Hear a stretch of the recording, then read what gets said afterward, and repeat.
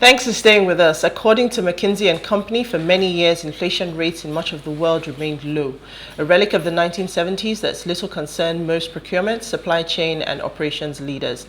Specific commodities would experience sharp price increases, but those forces typically eased before they could trigger broad-based price pressures across swaths of the economy. However, that's changed, and merchants today are planning and buying for their categories amid one of the hardest inflationary environments industries have seen in decades. When a supplier brings a price increase to a merchant, especially in this economic environment, the buyer may not have the right tools, the capacity, or time to determine whether a price increase is warranted. How can an organization ensure that short-term price increases are fair and in line with customer expectations? How can companies prepare to deal with the long-term consequences of inflationary markets? What safe strategies do you think are sustainable for price increment amidst inflation? Please let's hear what you have to say. Remember, you can join the conversation. Send us an SMS or WhatsApp to 0818-038-4663 or tweet at us at WasteShowAfrica1 with the hashtag WasteShow. So Manny, I'll come to you. How is inflation affecting your business? So you're an entrepreneur, so you're the best person to start with. Okay, so inflation is basically the rate of increase in prices of goods and services, and generally the cost of living, So increase in the rate of goods and services. So what we do is we render services to our clients. We're not selling products, so it's just services. So it's affected me in a ripple effect kind of way. So prices are increasing. The price of transportation is increasing for myself. It's increasing for my staff. The amount of money we used to spend buying basic things around the office, like even the ink, paper, just different things, electricity, everything has increased. So what it means is the amount of money that I charge my clients also has to, reflect what is going on right now in our economy. So yes, it has affected us. So I've had to call a few of our clients to say, this is what it is, because this is the time of the year where we actually renew our retainers. So when you're calling a client to say, we're no longer going to be charging you this, but we're going to charge you this, it's a very, very tough conversation. Yeah. So it's not something that I am enjoying doing, but thank God they also understand, because we all live in Nigeria and we see everything that is going on in Nigeria. So yes, it has affected us. And then again, we think about the staff. Everything, the cost of living for them has increased, but they're still on the same salary paycheck or package. So what happens is that it has to also reflect in their paycheck. So it's hitting everybody. Yeah. Like, so I mean, we're I hate to say it, I often say that we're getting poorer. So what a million naira would have bought you a few years ago is certainly not what, in fact, not even a few years ago, what it would have bought you at the end of last year is not what it will buy you right now. You're even talking about last year. We're talking about February. Exactly, true. I mean, when you talk about the kind of increase that we've had in diesel, that's exactly it, right? So we're seeing the key, the fact of the conversation we were having today around the power sector, and the fact that, in as much as you think it won't affect you, it has come home to roost. Nobody can avoid it now. Even if you thought, oh yes, I could buy a bigger generator, I could afford diesel, it is a huge pinch for everyone. And given that we're an economy that is so dependent on, our MSME space is huge. Even if the bigger companies and corporates and institutions can absorb these costs, for us, when you think about the smaller companies, how are they going to cope? The one-man businesses, all our e-commerce traders. I mean, it's a huge situation that we find ourselves in. But I'm glad that we have a guest today who's going to give us some insight into this topic. So Jeffrey has over 18 years of sales and business management experience in 6 industries spanning consulting, professional services, retail, payment technology, financial services, health, and food. His work experience covers both local and international brands such as NCR in Atlanta. He joined InterSwitch in 2011. He is currently the Group Business Head, managing merchant acquiring business development across Africa, an expert in sales optimization, business and market development, focused on achieving exceptional results in a highly competitive business environment that demands continuous improvement and volume / profit-focused results. An alumni of Lagos and Columbia Business Schools, a student of the London School of Economics, he is trained in the Millian, Hyman, and value selling methodology, and a safe, agile, and EI practitioner. It's a wonderful, powerful bio. Thank you for joining us, Jeffrey. It's a pleasure to have you here. Thank you. We should shorten that.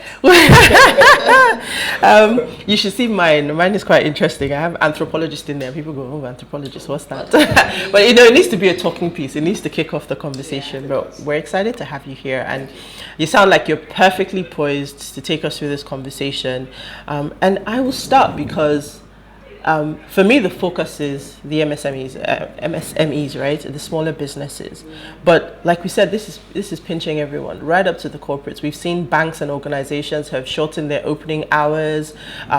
You know, all of those things that we've come to realize, because we know that in business, what are the key factors? You have to stay profitable. Either your revenue goes up or your cost goes down. Yeah. So at this point, how do we address those factors? So given that we've started talking about inflation, I'd like you to just sort of start us off and maybe shed some light on how the current situation is really affecting businesses today.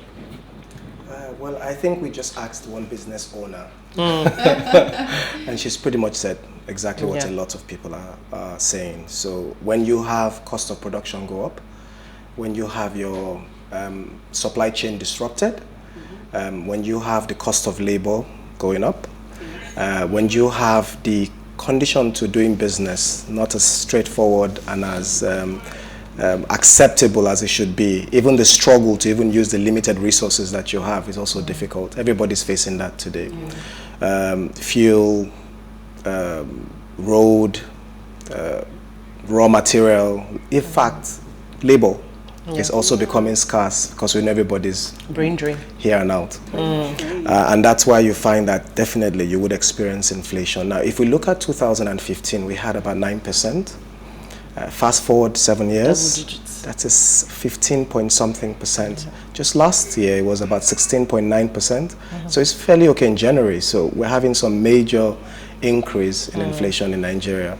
And who is suffering for that? Not just the business owners, it's the people who are going to pay for those services. But there are certain ways that people react to such inflation, and I think that's what we're going to talk about today.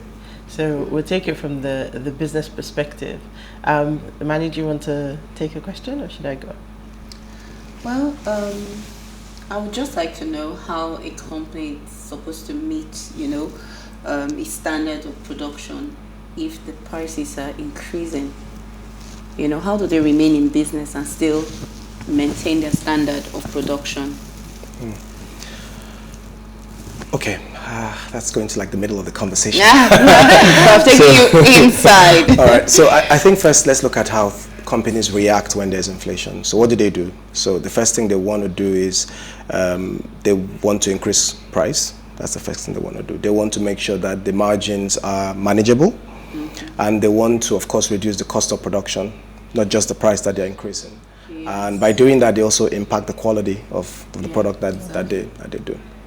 But there are strategies in which people apply today. One of it would be how you diversify your product portfolio, and I'll talk a bit around that as to the question you've asked. Sometimes you find people also reposition their brand. So if your brand was a premium brand, you might want to reposition that. If your brand was a mass market appeal and you don't have the economic... So when you say reposition your brand, what do you mean?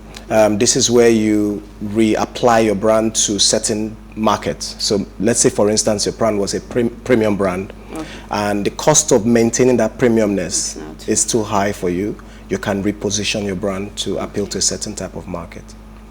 And then lastly, people try to look at their price model. Am I applying the right pricing? Can my company adopt the right pricing based on the economics that comes from applying those pricing?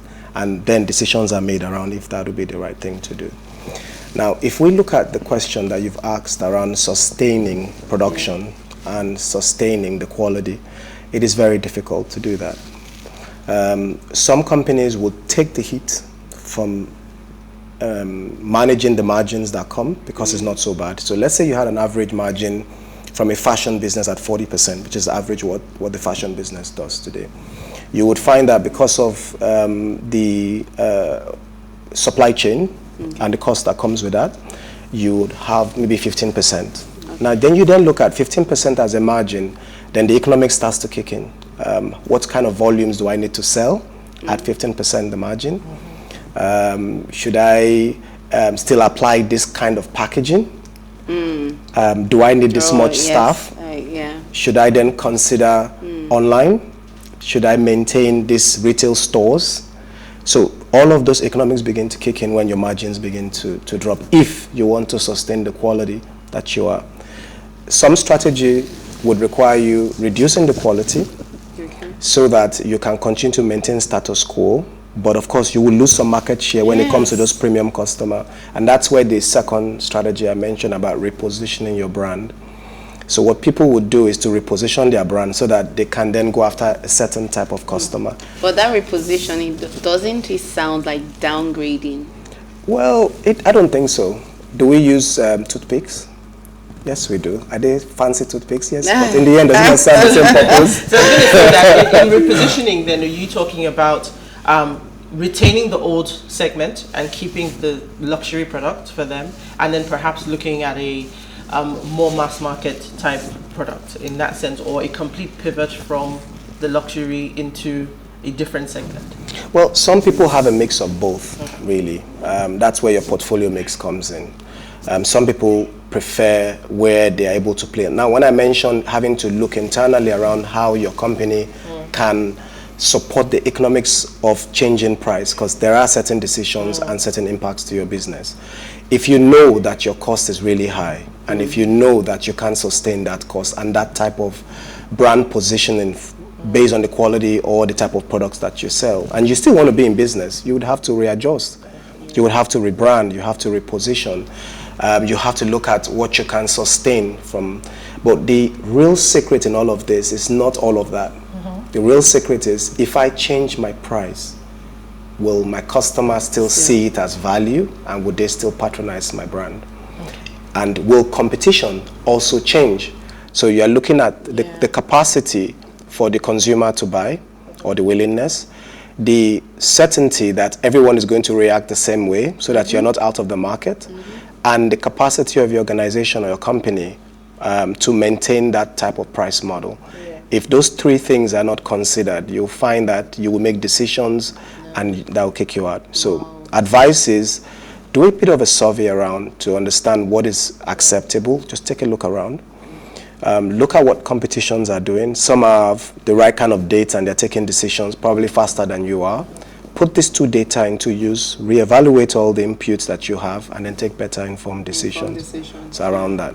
But in the end, you need to keep your business going. So you will have to make some decisions anyway, but just make an informed one. So I think it depends. So when you were talking, I remember seeing, I think it was a Twitter post or a meme, and the person said, oh, that FMCG companies, they don't have problems. The biscuit makers, they just take one or two out of the pack. I will talk a bit around that. I'll talk a bit around that. You've sort of talked about how you look at what decisions to make and the kind of data and insights you need to make the decision. But Manny has spoken from a services perspective. So now if we take the products, the people who are producing actual things now, your cost of manufacturing has gone up. What would they be looking at? So this one of the things I just talked about, which is making the product smaller, which is we've come to see. I mean, I never thought I'd see a day when spaghetti would get cut in two to make a smaller pack, right? But that's where we are. Really? Today. Yeah, the spaghetti, it's now half that length. No way. Yes, it's a smaller pack, but people have to eat. So, that's what they're selling now. So for those kinds of companies, particularly in that FMCG space, what else can they do to try and fight this reality? Well, I think they are doing what they need to do already. And you might be seeing it as a reduced package, but what they are doing is diversifying their portfolio. You see, consumers have a psychology to buying. When they have multiple options, they do not see your price change as an unfair decision. I'll put that in perspective. If you have similar products and you would like to increase price, you can increase price based on certain matrix. So for instance, let's take the biscuit. You have a full pack at 1,000 naira, and that's all you've ever sold. And everybody were used to that for many years. Price have gone up. Not everybody is buying that 1,000 pack. What the economics of that is that your business is losing market share and the average income is reducing because of that type of product. Then you bring that to half the pack of carton and sell it for maybe 450. What happens is you just create another niche of customers that are like, okay, 450 is not so bad. I mean, I can afford 450. And then you bring that down to maybe a unit pack of 4. And then an average you and I can buy that.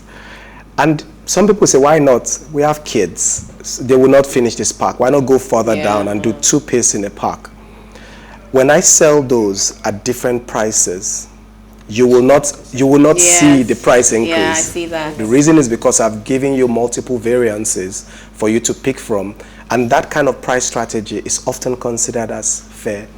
There is a psychology around that, and that psychology around that is that customers prefer reduction in price than increase in price. But if you look at the economics of it, they are pretty much the same.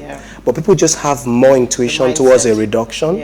And what is the economics in that is the more I reduce price, the lower the quality, the production cost, the cost of putting that pack together and all of that.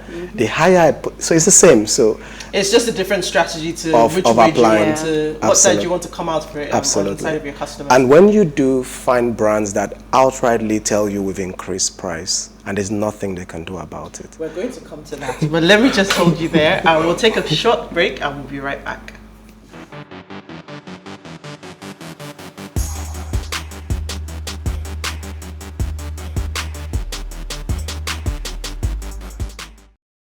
Thank you for watching Way. So if you've just tuned in, we're having an amazing chat with Jeffrey Williams Edem on safe strategies to price increment amidst inflation. We'll still love to hear what you have to say. So remember, you can join the conversation. Send us an SMS or WhatsApp to 0818-038-4663. Tweet at us at WayShowAfrica1 with the hashtag WayShow. So before we went on the break, you were just about to talk about price increment. So everything we've talked about so far is the insights, the data. But we realized that in all of this, we still get to a point where a business has to take the decision to increase prices. So can you help us understand how a business identifies that point where they need to do that? What triggers and what can they be looking out for to let them know they've hit that point? That's a good question. So let's simplify it to 2 or 3. So the first is you have a cash flow. Cash flow means I have money to run my business. I need to buy ink, I can afford it. I need to pay staff, I can afford it. Anything that you need money for, you can afford it. Whether as a loan or any means, or from the business that generates the cash flow on a day-to-day basis. The moment you find that you can't afford to run your business properly and efficiently using the cash that is generated, it is time to look at price change. That's 1. 2, when you begin to see that the average profit of your business is dropping to a critical point. Now, why do you need profit? Because you needed to expand. You needed to take strategic decisions. You needed to invest in infrastructure to hire the right kind of skill set. If you don't have profit, which is outside replacing what has been dispensed, then there is nothing that's going to happen as growth in your company. If I buy a bag of pure water to sell, and I bought it for 100 naira, and I make 100 naira, I am not growing a business because I'll take that 100 naira. So how do I feed? How do I go home? How do I get to the shop to buy those stuff? That's why profit is very important. So if those 2 are impacted, it is time for you to increase price. Also, you also find that most people always think about price as going up, but it can also come down. Absolutely. So you would have to implement strategy to make your product affordable to people. Increasing price does not make it affordable because the people trying to buy may not have their own economic of scale going up as well, like the economics that like what I earn and all of that. We're getting poorer with the inflation, but then the prices are going up. So that's why I mentioned where you have to provide the options that people can then afford to pay. So intelligent companies look at what people are trying to solve. Because when there is no money and there's scarcity, what you're trying to buy becomes a need. It's a necessity. Luxury begins to go down, necessities begin to go up. If you were serving me food in a very nice fancy pack, I'm not coming to buy food from you because of the fancy pack when I have less money. I just want to feed.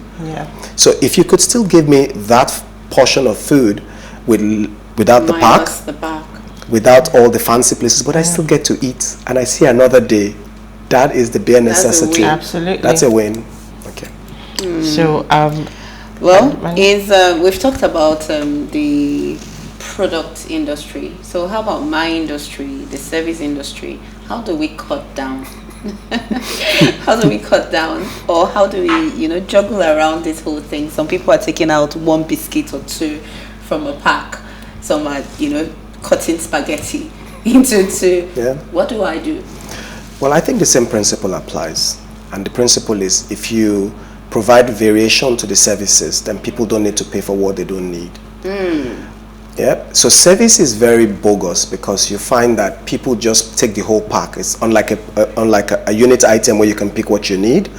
Services is very bundle based in its nature. That's why you can price what you price. If you're offering an HR service, you put recruitment, you put everything. Because you want to charge more. But because there is abundance, people don't usually bother so much about that. They feel that, okay, what I have could be improved on with what you're bringing. But when there's scarcity, what you hear is, what I have is sufficient, but this one I don't have, and that's the one I want you to price differently for. Same way when we want to buy cars, or we want to do anything else when we don't have all the cash that we need. So for service company, I would advise three things. So the first thing is, you need to reevaluate the market that you're serving, because now when inflation comes, they are also impacted. So what is now relevant to the market? Not what you are trying to sell, is what is relevant to the market. Do I need to reconfigure my product offering so that when I price, it is what is relevant to the market? There's a Chinese There's a Chinese proverbs that says that if it's important enough, you will make time for it. Right? And what that means is, no matter how cash strapped a business is, when that expense is important enough, they will pay for it. There's something they call that. There's a trade-off. No, there's an economics word for that.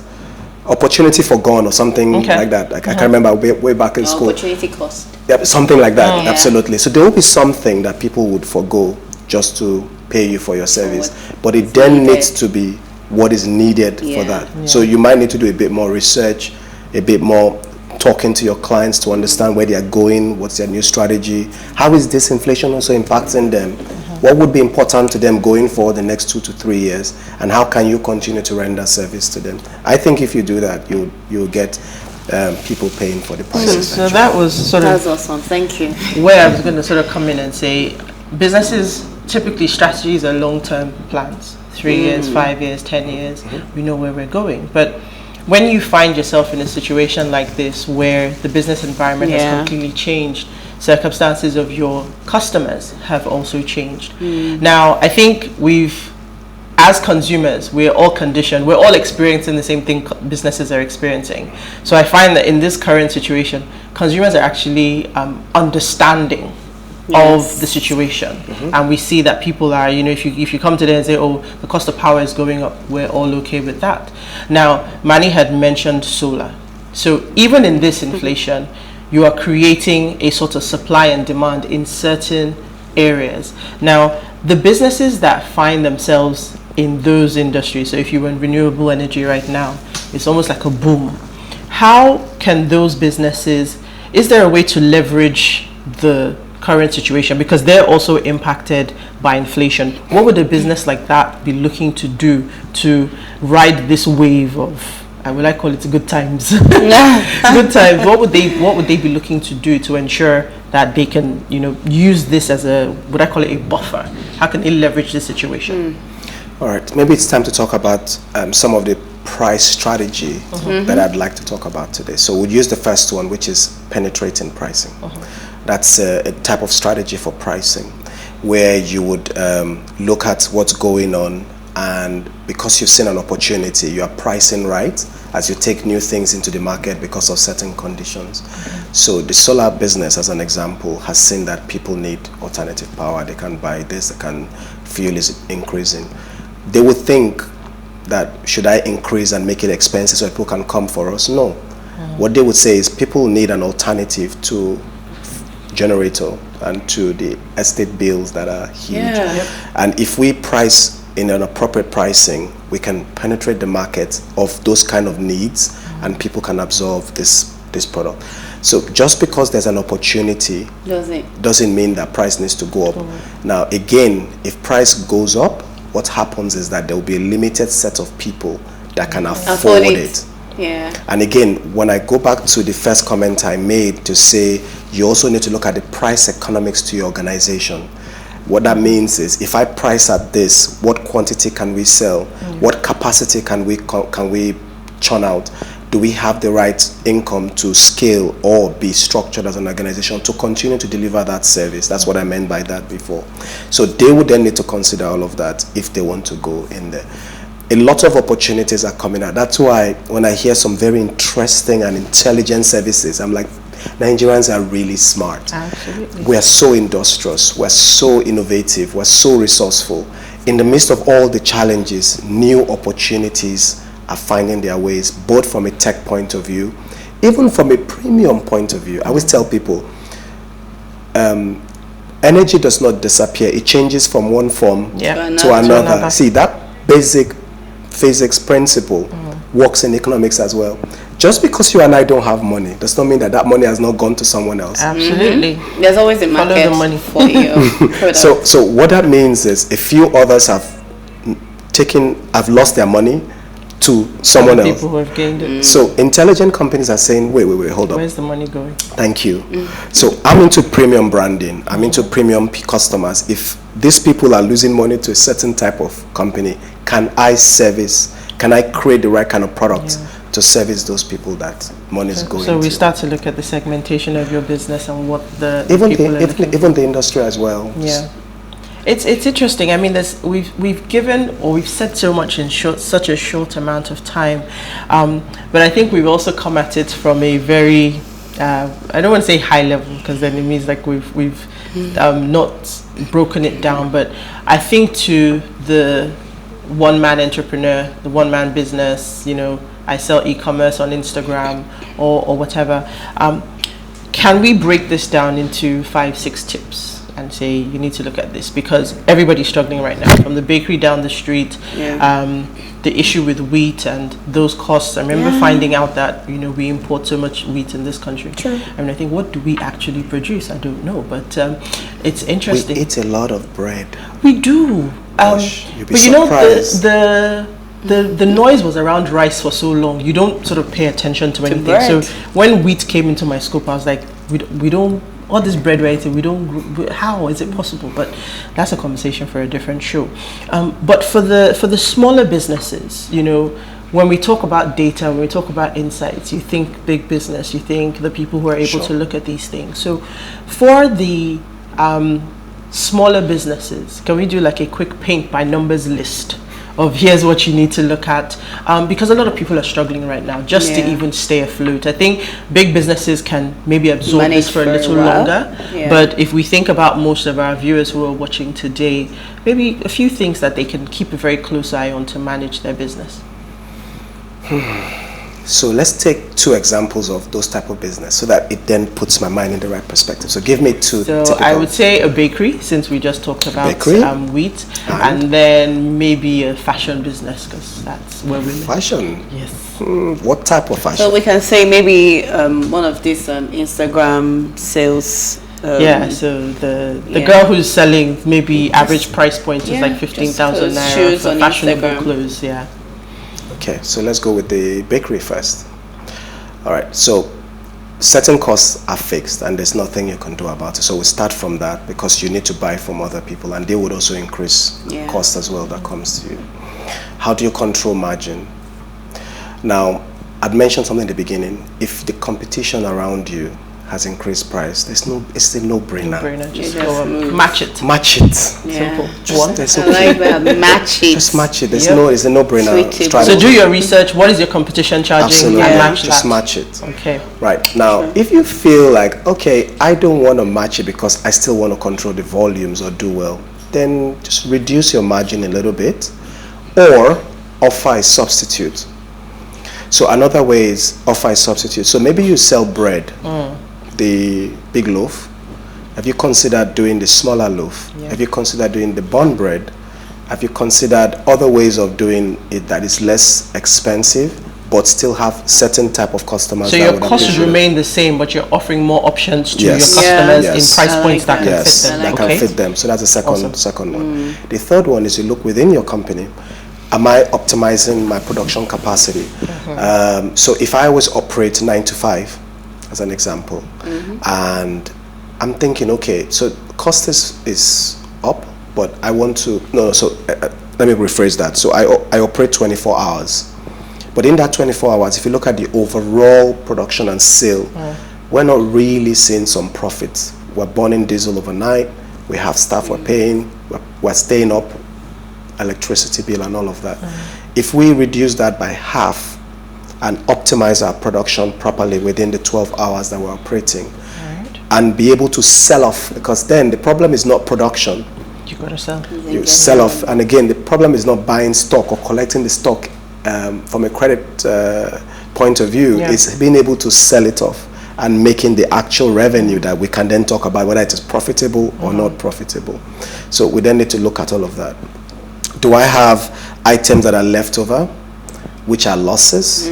Can we eliminate the loss within the system? So I guess that's the simpler way to look at it. You're leaning into the Lean Six Sigma space. Yeah, I'm trying not to do that. You got me there. So I'm trying not to do that because okay, so I'm just going to bring it back to just checking generally the production waste, people waste, movement waste, all of the things that are costing you money. You might want to take that out. Look at how you're doing business. Do you have too much staffing? Can your staff do a bit more in terms of productivity? Can you save costs on things like power? So how do we do more for less? Yes. Right? Okay. Yes. So that's then also you'll find that sometimes it's not the increase in costs that should be a concern. Some people like me will think, okay, cost is cost. How can I scale my sales? How can I get more customers? How can I expose the business in other intelligent ways so that I can double or triple my revenue? Don't be too fixated on trying to reduce costs. The business exists not to reduce costs. Business exists so that they can grow, they can scale, and they can evolve into something beautiful like a butterfly. Absolutely. So don't be fixated on being a caterpillar and wondering, why are the leaves around me limited? Think about becoming a butterfly so that you can fly away and find new trees. I like that terminology, and I think you hit the nail on the head, because everybody eats bread. So if you're selling bread, don't think, reduce if you need to, but think about how many more people you can find that will buy your bread, right? Yes. Okay. Yes. Manny? Yeah, well, you've given us different strategies to stay in business. Either you diversify your business model, but these strategies, are they really foolproof? Like, would it prevent you from losing customers? Because you just said something, we're supposed to move from the caterpillar stage into a butterfly. But even as we are trying to fly, we're trying to become, we are very much mindful of losing our clients. We don't want to lose clients. We don't want to lose customers. So how do your strategies, are they foolproof? There are so many dynamics that make strategies successful. I won't use the word foolproof because nobody understands the 360 of anything, really. Okay. But I have a friend, Yenka, is listening now. He's the kind of person that he likes to take risk. He's like, you know what? Let's just do it. Let's just go there. You sound like somebody who is very cautious. My banker called me today. We're talking about investment. I say, the risks, the level of risk that you're willing to take on. That will be good for you. I'm like, what do you mean? So when I listen to you, I'm like, okay, so you're very cautious. You want to be certain. And people like you focus more on cost than growth. And there's a problem with that. Now, for someone like my friend Yinka who is listening, they focus more on growth, and if they pick up the pieces later, pretty much we'll figure it out. Let's just go after the opportunity and let's put all the resources that we have in them. So we should just focus on growth, Yes. and you know, And increase your revenue, and you know, you'll grow your when you have a lot of money, you can accommodate anything. True. Okay. So we have a comment. Taking that out. And this is from Daniel Illo. He's a regular viewer. It says, "Good evening, my dear beautiful sisters of ways. Concerning the safe strategies to price increment amidst inflation, I want to suggest that when there is a production of goods and there has to be increment, it should be done decently and in order. A typical example is the price of fuel, kerosene, and diesel. Even foodstuffs are expensive due to the alarming increase in prices. Please, something has to be done before hunger kills someone in this country." Sister Oti saying that you look beautiful today is using an understatement. Thank you. You look really good and lovely. I really miss Sister Owa. Anyway, she needs her rest. So thank you so much for Daniel for sharing that. I think that we've given so much today on the show. I've learned enough, and the goal for us here on Ways is always to have those real conversations that can help our viewers. So thank you so much for sharing with us today. Thank you. One last point to round this all up. It would be that sometimes you need to backward integrate, and that is not everything that you need to depend on somebody to supply. So if you want to manage costs, try to recreate some things yourself. From a service point of view, you could say, instead of me going to look for a consultant, I can go on YouTube and just learn this thing and do it myself. Consultants will come for you. That's their retainer. I'm just saying that when inflation comes, think of ways you've got to be creative to manage some of these costs yourself. And I think with that we can kind of close it out. It's the little cash flow joke, right? The first day you run out of business, so you don't have to make money, but the day you run out of business, the first day you run out of business, last day you're in business. So everyone has to manage their cash flow. But thank you so much, Jeremy. It's been a very, very fun conversation. I personally love shows like this where we get to learn, and I hope it's been a great show for our viewers as well. So before we go, do ensure you follow us on Instagram at PlusTvAfrica. You can interact with us further, drop a comment, and most importantly, follow all of our social media engagements. Please remember to like, share, comment, and invite your friends and family to watch us and follow us. If you missed today's quote, here it is again. Dynamic pricing, charging more when goods and services are in high demand and short supply, and less when the opposite is true, isn't new. Gasoline retailers, hoteliers, and airlines have been deploying the technique for many years, and it's coming to many more industries. See you again tomorrow as we bring another no, not tomorrow, it'll be Monday now. Oh, today's Friday. Excellent. So see you again on Monday at 8 p.m. where we bring another fantastic conversation to your screen. Bye. Bye, everyone. Bye.